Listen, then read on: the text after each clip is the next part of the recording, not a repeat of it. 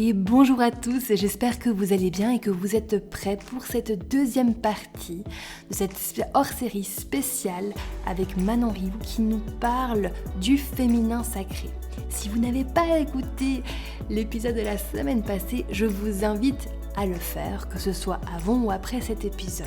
Naturellement, je vous présente à nouveau Manon, qui est professeure de yoga depuis plus de 10 ans, diplômée du Yoga Institute of Mumbai, une école en Inde, et qui a fondé en binôme avec son mari une école de yoga à la Chaux-de-Fonds.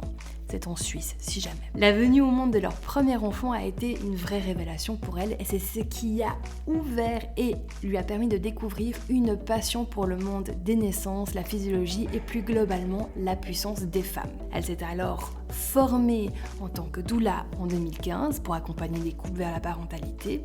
Et puis, depuis, vu que c'est une passion, elle ne cesse de se former via des lectures, des formations, naviguant féminisme, spiritualité et maternité. Depuis 2016, elle facilite des tentes rouges en duo avec une amie et elle a développé aussi des retraites qu'elle anime sur le thème du féminin sacré. Vous avez d'ailleurs en note de podcast un lien pour être tenu informé et au courant des différentes retraites, stages qu'elle propose. Ce qui lui tient le plus à cœur de partager, c'est des choses qui se vivent et non qui se décrivent, car elles proviennent de l'inconscient et du sacré. Que ce soit en tant que prof de yoga, doula ou facilitatrice de cercle, elle fait vivre et transmet des richesses millénaires qui ont su traverser les âges parce qu'elle portait en elle quelque chose de fondamental. Alors sans plus attendre, je vous invite à nouveau, comme d'habitude, à vous installer confortablement, à prendre ce moment pour vous et à ouvrir grand votre cœur et vos oreilles et à tout simplement en profiter.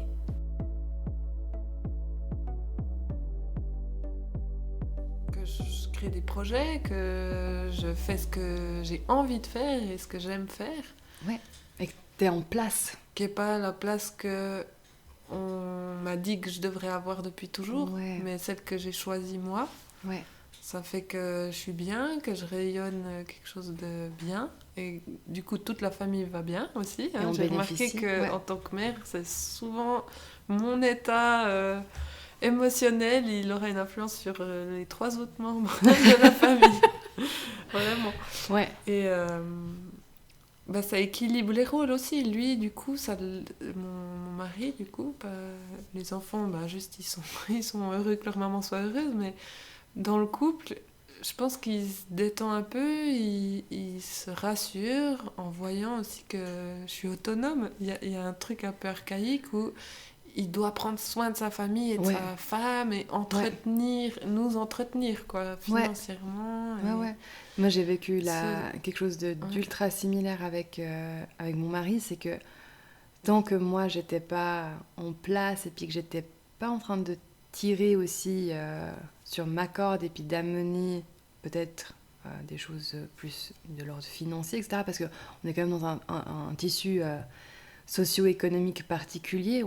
Maintenant, la plupart des familles, ils ont besoin que les 2 parents ramènent, que les 2 membres ramènent de l'argent pour que ça fonctionne. Avec mon métier, tant que j'étais pas autonome économiquement, il se mettait une pression de dingue. Et en fait, quand enfin, moi depuis le début, je savais que je voulais pas faire le truc traditionnel. Ça fait partie un peu de mes couleurs, de ma personnalité. Mais déjà, je me suis donné l'autorisation de prendre la place que j'avais envie de prendre et de faire ce que j'avais vraiment envie de faire. Combien même j'avais toujours eu ces injonctions de ce qui était bien pour une personne de faire, tu vois. Je crois que tout le monde a ces injonctions, hein. Homme, femme, trans, tout le monde a ces injonctions.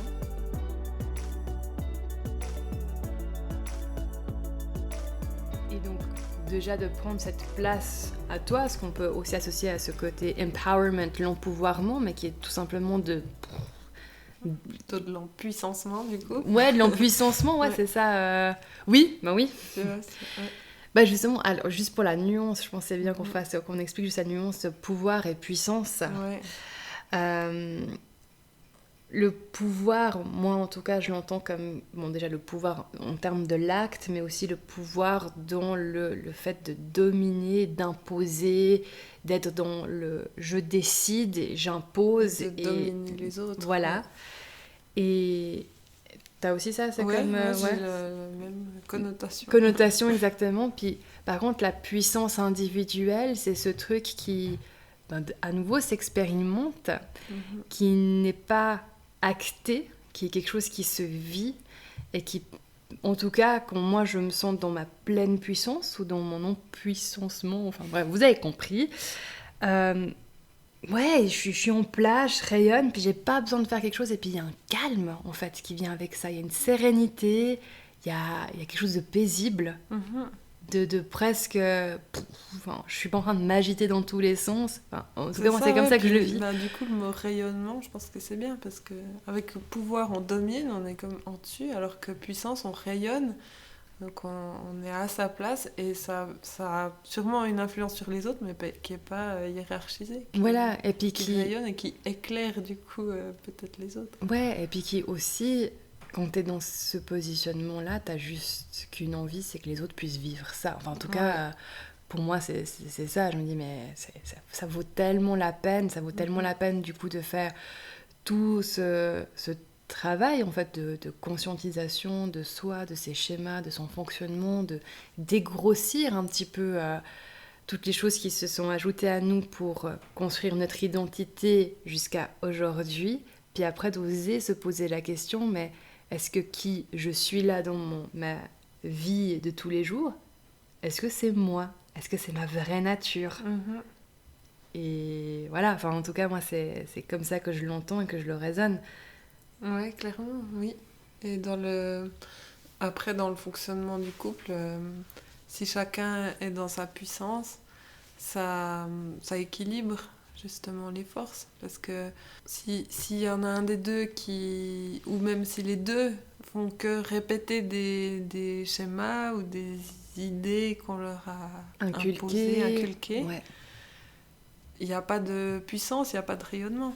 Non, il y a juste cette impression d'être pris dans un moulin, de faire cet hamster qui continue, qui acte, qui fait, qui refait la recette qu'on lui a dit. Si tu fais ça, tu seras une bonne personne et du coup, tu seras enfin épanoui et heureux. Il y a quelque chose de vide. Et en fait, Oui. c'est souvent ce que les gens ils rapportent. Hein. Au bout d'un moment, j'ai l'impression qu'il n'y a pas de sens, je me sens vide. Et en fait, ça a moins à voir avec les actions que l'on fait, parce que finalement, on fait les mêmes actions, hein. Mais c'est notre approche à ces actions et d'où on vient, et aussi qu'est-ce qu'on s'autorise à arrêter de faire. Souvent, Mhm. il y a plus de ça, plus que du qu'est-ce que je dois faire de différent en plus, c'est plus qu'est-ce que je dois m'autoriser maintenant à lâcher. Oui, clairement. Et peut-être encore plus pour les femmes, justement. Parce que Mhm. si on revient à cette notion de la charge mentale, Ouais, ah bah euh, ouais. c'est ça qu'il faut lâcher un petit peu. C'est lâcher le ménage, lâcher la cuisine, enfin tout ce qui est de la charge mentale typiquement féminine, qui vient juste rajouter tellement de choses dans nos têtes qui nous empêchent du coup de mettre en avant ce qu'on préfère faire, ce qu'on a envie de faire et qui on est. Voilà, et Ouais. où on est vraiment, du coup, pour le coup, irremplaçable, parce il y a de ça aussi, c'est tu le vois tout de suite quand tu interagis avec une personne qui est à l'aise avec le fait qu'elle est parfaitement imparfaite, qu'il y a des trucs qu'elle fait juste pas parce que c'est pas son truc, Mhm. mais qui, de l'autre côté, est en train de s'épanouir sur autre chose, ce qu'elle amène dans les interactions, ce qu'elle échange, comment elle influence son monde, c'est tellement puissant Mhm. que tu te dis, mais purée, ouais, j'adore me poser cette question. Qu'est-ce qui se passerait s'il y avait 20% Mhm. de femmes en plus qui avaient ça, 20% d'hommes en plus? Parce que pour moi, c'est aussi un message qui est hyper important dans ce sujet qu'on aborde du féminin sacré, c'est de dire aussi que, et je pense que toi aussi tu partages, même si on est encore en train dans l'élaboration d'y penser, d'y réfléchir, hein, mais l'homme aussi, tu vois, sa place en tant que masculin sacré. Et puis, au point où même on s'est posé la question de, mais tiens, est-ce que le fait de décréter féminin ou masculin sacré, de faire cette différence, est-ce qu'on n'est pas en train de juste rajouter une autre couche à un système qui sépare? Mhm. Est-ce que, justement, moi, en tant que femme, je peux avoir une part féminine, une part masculine? Ou bien est-ce que même de dire une part féminine, une part masculine, c'est complètement obsolète? Finalement, est-ce qu'on est en train de toucher quelque chose d'encore plus profond que ça?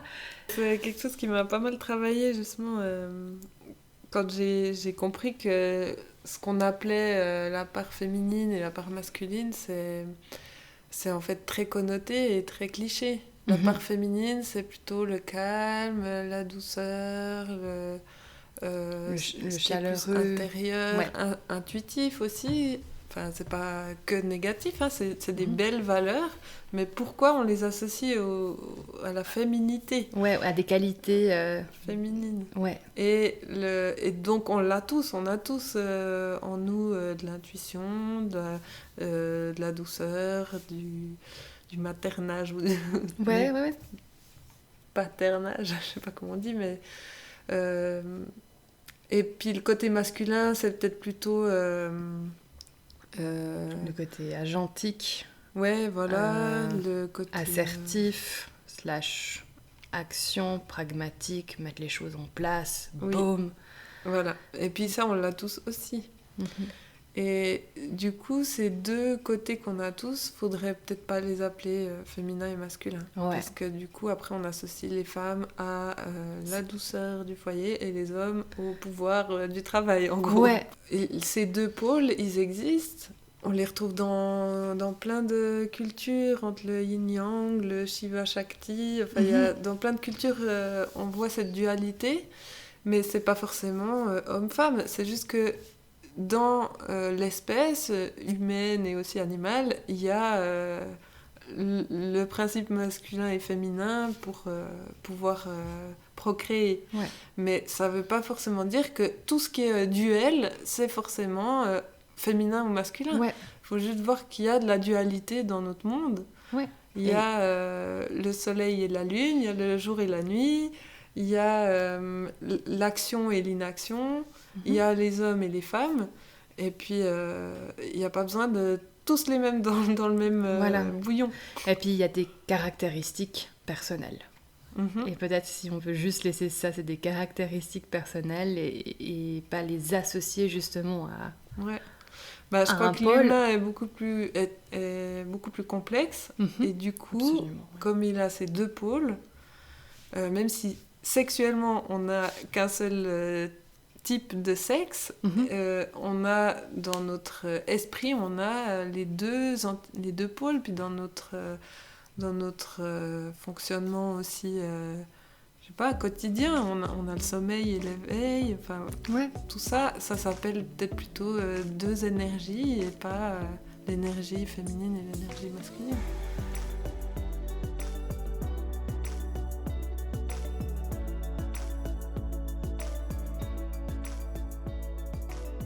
Est-ce qu'il y a des choses que toi, des fois, tu vois être véhiculées qui te questionnent et puis qui te font peut-être même, qui te génèrent peut-être même de l'énervement, de l'inquiétude par rapport aux messages qui peuvent être véhiculés autour du féminin sacré, etc.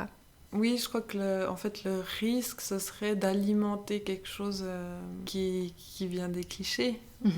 Peut-être des clichés qui sont propres à la société judéo-chrétienne, qui sont aussi propres au modèle qu'on a dans notre religion, parce que finalement, dans le féminin sacré, il y a le mot sacré. Et du coup, sacré, dans notre société, c'est la religion. Et dans la religion chrétienne, le féminin sacré, il y a à peu près 2 exemples. C'est, disons, les plus communes. C'est Ève et Marie. Et puis, Ève, c'est un peu celle qui a commis le péché originel. C'est à cause d'elle qu'on enfante dans la douleur et qu'on a des règles, je crois, si j'ai bien compris. Et puis, du coup, c'est aussi un sous-produit d'Adam. Elle est née de la côte d'Adam. De la côte, elle a été faite pour l'homme. Voilà, elle a été faite pour qu'il ne soit pas tout seul et qu'il ait quelqu'un. Donc, ça, c'est le premier modèle féminin qu'on a dans notre inconscient collectif chrétien. Et puis le deuxième, c'est Marie, c'est la Sainte Vierge, donc elle est vierge. Elle est éternellement vierge, donc vraiment, il ne faut pas parler de sexualité. Et c'est une sainte mère, donc elle est dans le don de soi total. Et alors que si on compare les représentations masculines majeures dans le christianisme, c'est Dieu et le Fils, c'est le Père et le Fils.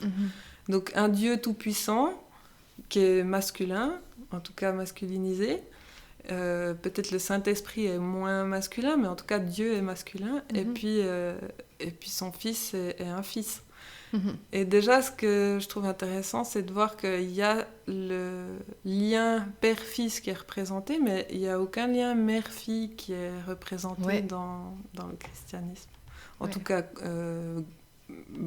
banalisé. Après, dans le christianisme global que tout le monde connaît. Dans les histoires bibliques donc, elles-mêmes, il y aura ça, mais donc, effectivement, l'inconscient vraiment purement collectif de que monsieur et madame, tout le monde, si je synthétise vraiment ce rêve, effectivement, c'est un peu ces représentations qu'il y a. Et ces représentations, pourquoi on en parle, pourquoi c'est tellement important, c'est que qu'on le veuille ou non, la manière dont on interprète, qu'on aborde des situations, des contextes, en fait, à chaque instant, notre mental, cerveau, intellect, vous appelez ça comme vous voulez, va aller comparer ce qu'on est en train de percevoir par rapport à des choses que l'on a entendues, que cette bibliothèque intérieure, et donc tout ce qui est transmis via des clichés, des concepts, des stéréotypes, font partie de notre bibliothèque intérieure, et du coup vont teinter la manière dont on accueille, rencontre, interprète les situations, les personnes. Et c'est pour ça qu'on insiste autant, parce que ça peut paraître presque enfantin de dire ah oui, mais il y a X années machin, les choses étaient plus ancrées dans une culture judéo-chrétienne, alors que factuellement maintenant, si on regarde, c'est plus un choix personnel maintenant d'avoir une religion, une pratique religieuse chrétienne, ou peu importe, mais n'empêche que l'impact que ça a sur la culture, il est encore là. Bien sûr. Oui, et il sera encore là un long moment. Si on n'est pas religieux, pas croyant, et même si on vient pas d'une famille chrétienne, mais qu'on vit dans un pays, un environnement qui l'est. Chrétien, voilà. Après, du coup, pour revenir à ta question, disons, je trouve que quand je parlais des clichés, c'est que on a inconsciemment cette image de la femme qui est un sous-produit de l'homme. Et du coup, le risque peut-être dans les mouvements de féminin sacré, ce serait d'alimenter ça sans même s'en rendre compte, d'alimenter l'image de la Vierge sainte, de la femme intouchable. Je sais pas, j'ai en tête des images de femmes déjà souvent stéréotypées, blanches, jeunes et belles, dans des robes blanches, avec des couronnes de fleurs. C'est chouette, il y a plein de beaux rituels à faire avec des couronnes de fleurs et tout, mais il y a un peu ce petit côté je suis une vierge intouchable. Après, il y a aussi des images clichés qui vont à l'opposé, qui vont plutôt valoriser la sorcière, la femme plus sauvage, un peu à quatre pattes nue dans la forêt. C'est aussi un cliché. Et puis il y a aussi la courtisane, aussi beaucoup le cliché de la courtisane ou la tentatrice, où là on va avoir une sexualisation. Voilà. Donc finalement, toutes les images qu'on va montrer de la femme, ils peuvent rentrer dans des clichés, et c'est bien la preuve que le féminin sacré, c'est quelque chose qui doit se vivre et qu'on peut pas juste regarder sur Instagram pour le comprendre. Parce que si on veut le mettre en image, c'est pas possible. On peut pas représenter le féminin sacré de manière visuelle, ou sa puissance féminine, sa puissance de femme en image, ça va tout de suite paraître très cliché. Oui, et presque et superficiel, pas dans le sens que prendre des photos de soi, c'est quelque chose qui est superficiel, mais dans le sens que c'est tellement plus puissant et important ce qui se passe, que ça serait dommage d'en rester juste là et de de se dire, pour être dans le féminin sacré, il faut que j'achète un produit ou bien que je fasse un rituel comme on appliquerait une recette un petit peu de... Un des trucs qu'on avait discuté, c'est parfois, il y a presque cette impression qu'il y a, et désolée si ça heurte certaines sensibilités, mais il faut aussi qu'on le dise, un peu un côté enfantin, avec presque de l'ordre de la pensée magique, et un côté un peu... je joue un jeu, je joue un rôle, etc., mais... J'ai pas fait vraiment cette expérience de, comme tu l'as très bien décrit, d'être dans une tente rouge, d'être dans l'accueil, de pouvoir voir une femme et de la regarder droit dans les yeux et laisser ça résonner avec le cœur et accueillir ça. C'est ça, en fait, de ça dont on parle. C'est ça, ouais.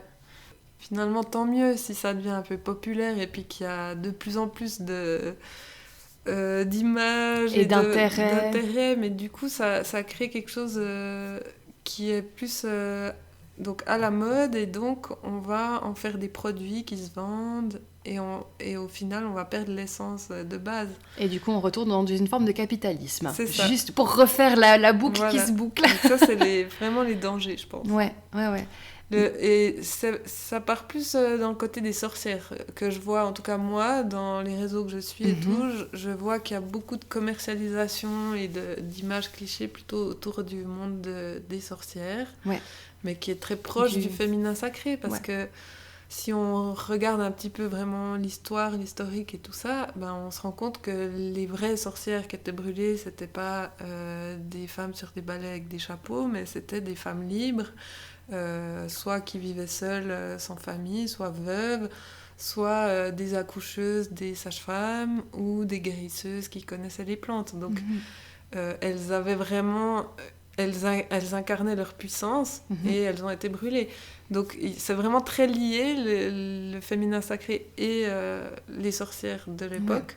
Et puis les sorcières d'aujourd'hui, il y en a certaines qui sont peut-être un peu clichés, justement. Elles ont vu sur Instagram qu'il fallait avoir de la sauge, une pierre... une améthyste, voilà. Le quartz rose pour l'amour. Voilà, il y a un peu J'adore les quartz et les cristaux. Mais... Moi aussi. Et j'espère que, finalement, s'il y a des femmes qui accèdent à ce monde par là, par le côté commercial... j'espère qu'elles vont aller plus loin, qu'elles vont pas juste rester dans leur truc superficiel, à juste se prendre en photo sur Instagram en train de mettre de la sauge dans leur appartement, mais que ça ira plus loin que ça. Après, peut-être que c'est aussi peut-être des plus jeunes filles qui commencent à découvrir ce monde comme ça, puis après elles vont grandir et s'approprier. C'est des portes d'entrée, on a tous eu une porte d'entrée, mais le message plus profond ici, c'est autorisez-vous à aller explorer ça encore plus loin, parce qu'il y a des choses qui sont hyper puissantes, qui peuvent se passer. Moi, tu sais, je suis une grande sceptique aussi, un petit peu tout... je suis un paradoxe sur pattes.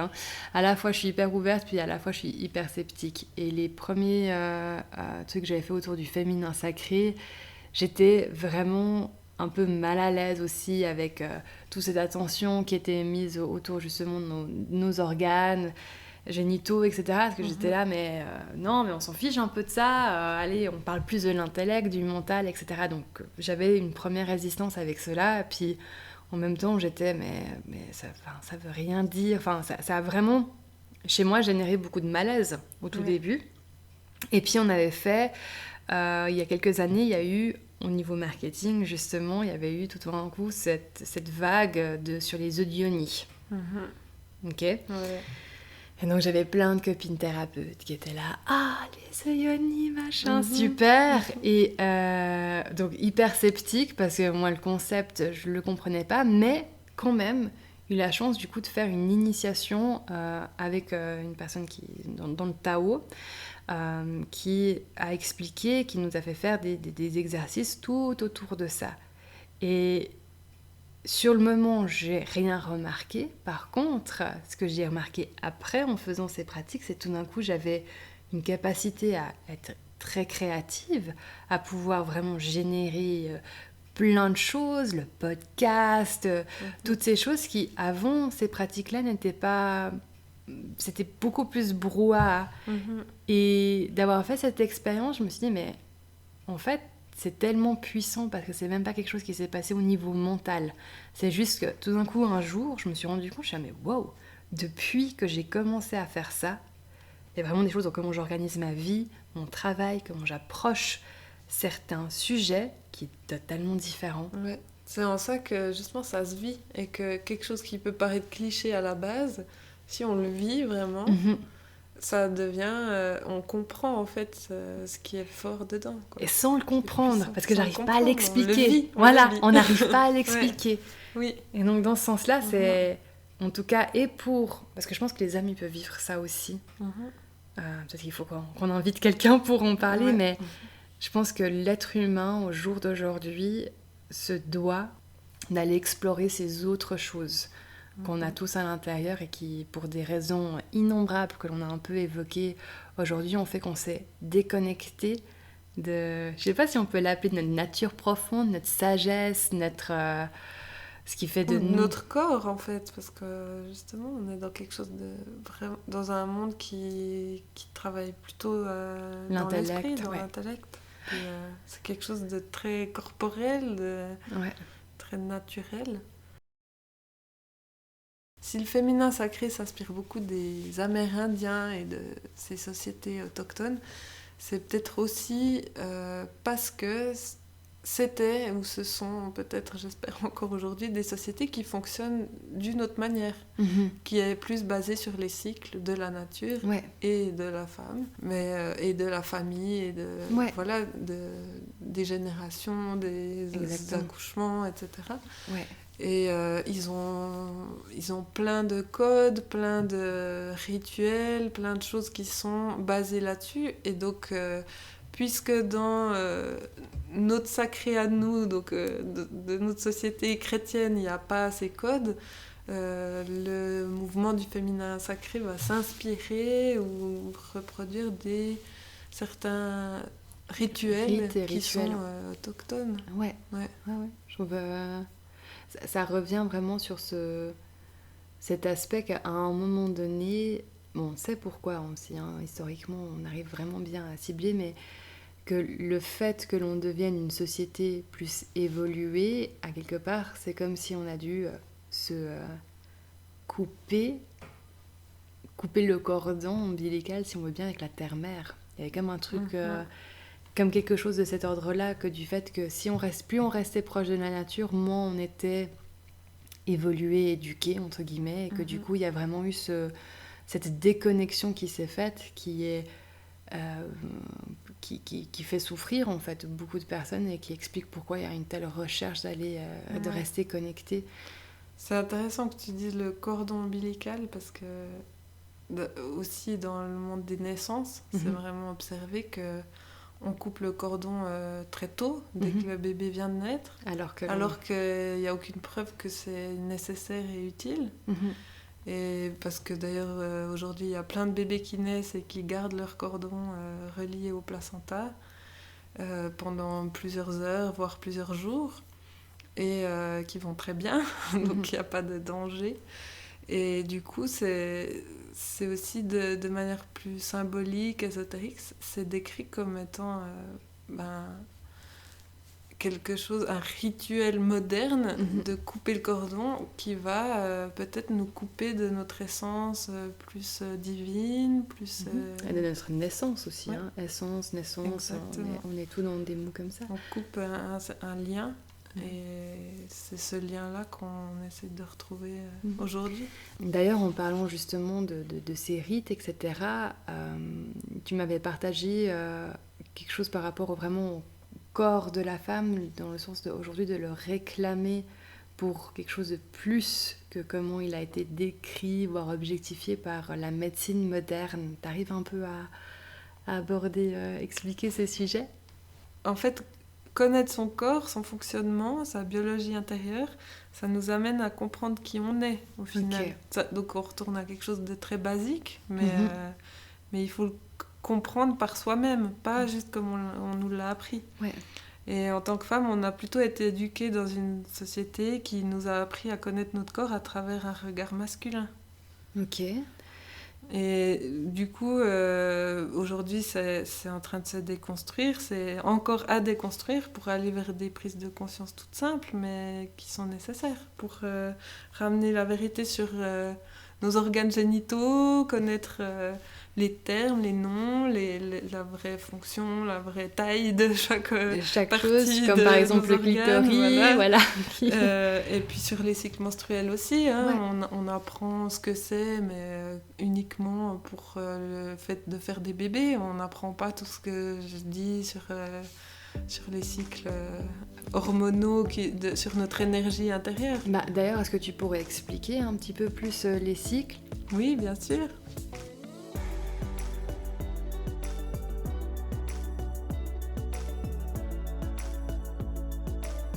Dans ce mouvement féminin sacré, en tout cas, il y a aussi la réclamation de pouvoir vivre ces cycles menstruels sans les cacher, sans essayer de les effacer ou de les amoindrir. Oui. Parce que typiquement, la pilule, qui a été une révolution pour les féministes de l'époque, qui a permis justement d'avoir un contrôle sur sa vie sexuelle, sur sa fertilité. C'était vraiment un super événement. Mais aujourd'hui, disons les féministes actuelles, ou plutôt écoféministes ou féminins sacrés, il y a aussi cette envie de dire, finalement, la pilule, ça a eu cet effet de nous effacer notre nature, de nous mettre nos hormones à plat pour être comme des hommes. Et du coup, pouvoir avoir des métiers d'hommes et faire... Voilà, on revient 30, 40, 50 ans en arrière au combat féministe de l'époque où c'était le but d'accéder au même rôle que les hommes. Puis aujourd'hui qu'on y est arrivé, il y a un peu un nouveau débat, un nouveau combat, c'est de se dire, mais en fait, on y est arrivé, mais on s'est complètement dénaturé, effacé de qui l'on est. Et puis, ça résonne faux, en fait. Et au bout d'un moment, les femmes se rendent compte qu'elles ne sont pas elles-mêmes, du coup, peut-être pas dans leur puissance. Et donc, la réclamation avec les cycles, c'est de dire, il faudrait une société où les femmes peuvent vivre leur cycle. Donc typiquement, si on les compare aux saisons, parce qu'un cycle, c'est donc un cycle comme dans la nature, que ce soit le cycle lunaire ou le cycle des saisons. Il y a si on commence aux menstruations, qui est le début du cycle, ça correspond à la lune noire et ça correspond à l'hiver. Et donc pour les hormones, pour les femmes, c'est un moment de calme, de reclus social, où on est plus intériorisé, donc la lune noire, elle n'est pas visible, on est dans un monde plus intérieur, plus sombre, et aussi, comme on parlait dans les tentes rouges ou dans les sociétés tribales où il y a les femmes qui se réunissent, c'est un moment où il y a la possibilité d'avoir des visions, d'être en tout cas plus connecté au monde invisible. Ok. Hormonalement et même dans les ondes cérébrales, c'est prouvé qu'on est en onde θ, je crois, je ne sais plus exactement quand on a nos règles. En tout cas, il y a toute la chimie du corps qui est transformée et qui nous ouvre à d'autres choses. Okay. Et donc ça, on va le comparer avec l'hiver. Et puis après, quand les règles sont finies et qu'on est en pré-ovulation, on est au printemps, donc il y a comme un regain d'énergie. Au niveau des hormones aussi, les hormones qui commencent à revenir, à monter, et on s'ouvre, comme le bourgeon qui s'ouvre, on s'ouvre un peu au monde, on est plus disponible, on est en train d'avoir un peu des projets, des choses qui peuvent se mettre en place de manière plus facile, en tout cas. On est plus rationnel, on a peut-être plus envie de faire avancer nos projets, etc. Ensuite, il y a l'ovulation, et là, ça correspond à la pleine lune, donc au rayonnement, et puis à l'été. C'est là qu'on peut récolter le plus nos récoltes, si tu veux. C'est là qu'il y a l'énergie qui est au maximum, et aussi la disponibilité qui est au maximum. On est disponible pour les autres, on a l'impression d'avoir plein de temps pour aider les autres, pour s'occuper de soi, pour gérer plein de choses.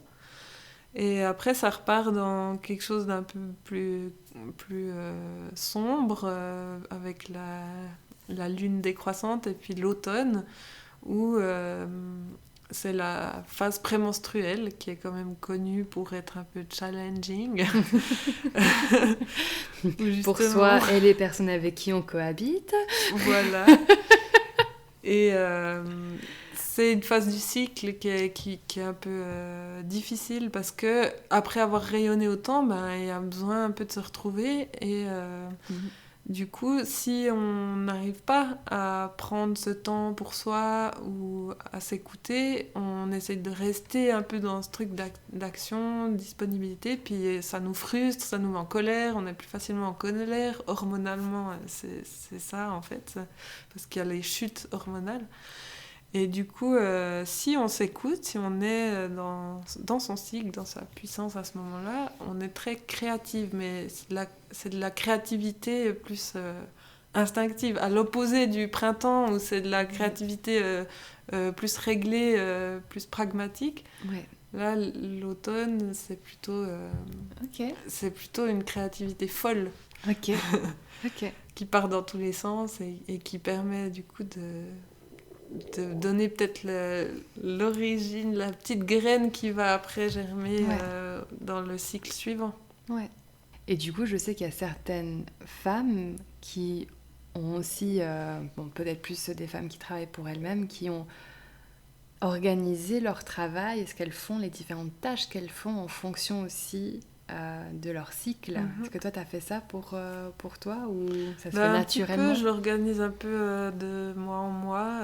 Je peux pas prévoir mon calendrier d'une année à l'avance en lien avec mes cycles. Ouais. Surtout que j'ai des cycles pas tout à fait réguliers, donc c'est impossible vraiment de se prévoir à l'avance. Et par contre, j'y arrive quand même de semaine en semaine, de mois en mois.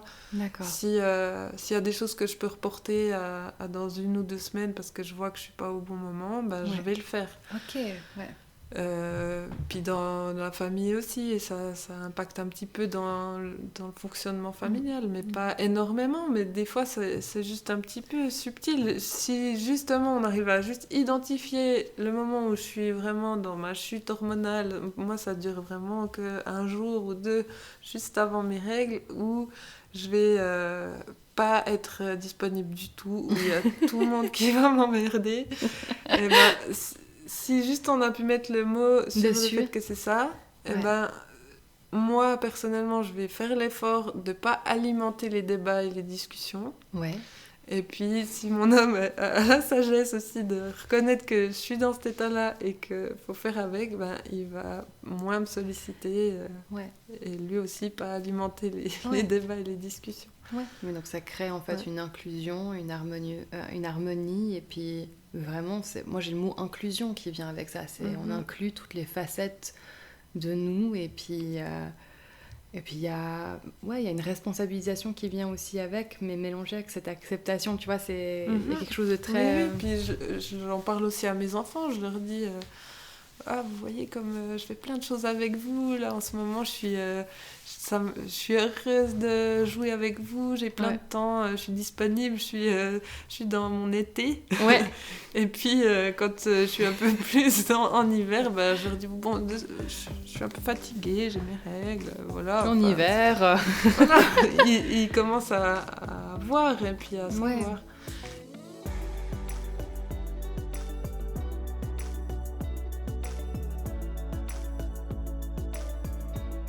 Et du coup, l'idée, la réclamation plus vaste, ce serait qu'une société puisse reconnaître ça. Ouais. Que pourquoi pas un congé menstruel payé, enfin pas forcément accordé à toutes, mais à celles qui ont vraiment des gros troubles menstruels, ou prémenstruels, ce serait presque mieux pour certaines. Juste reconnaître qu'on a le droit de fonctionner de manière cyclique dans une société qui tourne. Et pas s'obliger à prendre une pilule si on n'en a pas envie. Après, elle est super pour certaines femmes, c'est la bonne solution de prendre la pilule. Elles sont très heureuses comme ça. Puis pour d'autres, ben, c'est plus un non-choix. Mais je pense aussi que ça adresse, tu vois, s'autoriser à avoir une société qui peut-être s'organise autour des cycles, c'est aussi adresser la peur que si on fait un truc qui est moins linéaire, moins tout, tu vois, un truc après l'autre, donc en fait ça va pas se casser la gueule puis que ça peut très bien fonctionner.